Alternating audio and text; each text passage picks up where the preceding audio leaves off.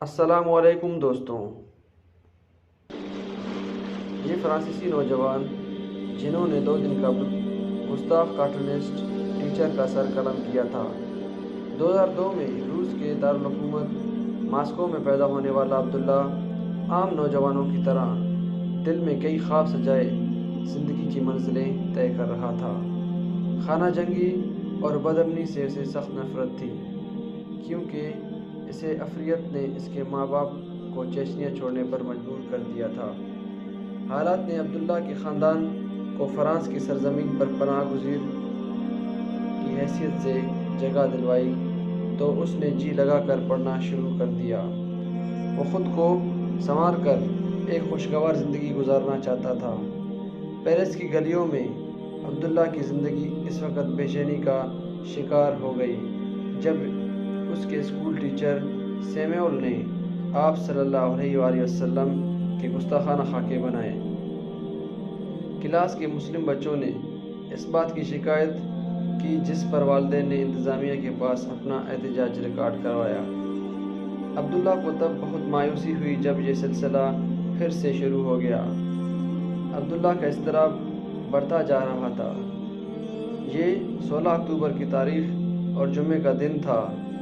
Cartoonist teacher نے پھر سے خاکے بنائے اور اس بار طلباء کو بھی بنانے کا کہا۔ یہ دیکھ کر عبداللہ کے جذبات شدید مجروح ہوئے اور وہ اندر سے ٹوٹ گیا۔ اسے اپنی زندگی بیکار لگنے لگی۔ فرانس کی چکا چوند ترقی اور اسباب عیش و عشرت میں اس کا دم گھٹنے لگا۔ وہ اپنے عشق کے ہاتھوں بے بس ہو چکا تھا۔ وہ عشق کے عین شین سے گزر کر کاف کو بھی عبور کر چکا تھا۔ عقل سے ماورا عشق نے عبداللہ کو بے خود سا کر دیا۔ اس نے خنجر اٹھا کر کارٹونسٹ کا تعاقب شروع کر دیا۔ شام 5 بجے کے قریب موقع پا کر اس نے سیمیول کی گردن دبوچ لی اور آنن فانن اس کا سر قلم کر کے رکھ دیا۔ سیمیول کی گردن زمین پر پڑی تھی اور ادھر عبداللہ کی روح کو سکون مل گیا تھا۔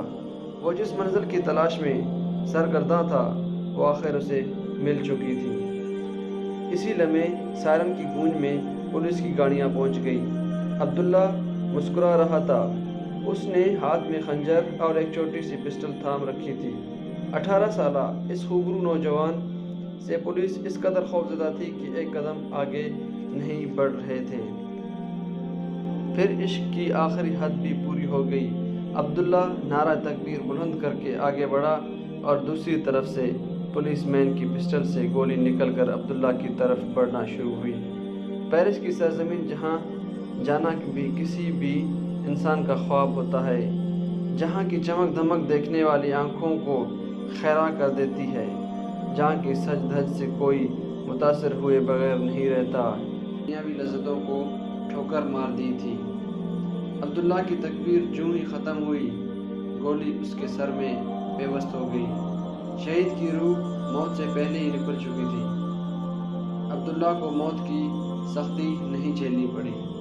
عبداللہ کی روح رب کعبہ کی قسم میں کامیاب ہو گیا کی صدائیں لگا کر جسم سے کوچ کر گئی۔ فرشتوں کی قطاروں میں عبداللہ مسکراتا ہوا جنت کی جانب چل پڑا، جہاں سرکار دو جہاں رحمت دو عالم صلی اللہ علیہ وسلم اپنے عاشق کے استقبال کے لیے کھڑے تھے۔ عبداللہ کا پیغام دنیا کے نام تھا کہ جب تک آزادی اظہار کے نام پر مسلمانوں کی عزیز ترین متاع پر ڈاکے ڈالے جائیں گے، تب تک ہزاروں خوبرو عبداللہ پیرس، جرمنی، امریکہ اور یورپ کے سرزمینوں میں اپنی زندگیاں قربان کرتے رہیں گے۔